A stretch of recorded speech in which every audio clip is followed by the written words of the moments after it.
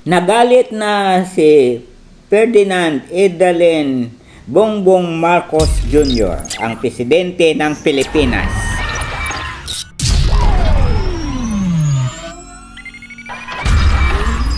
From the former administration, iba-iba ang sagot eh. Sabi ng isang opisyal dating government official under the previous administration, there's no such agreement.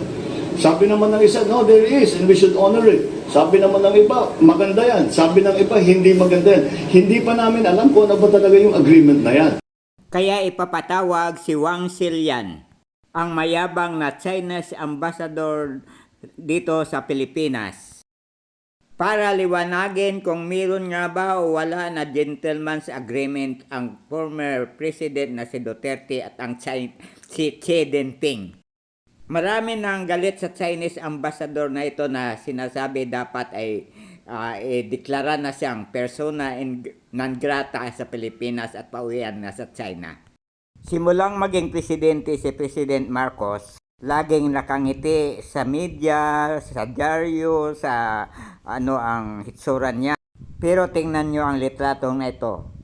Halata mong galit na galit sa ang kanyang damdamin at talagang hindi ngumingiti.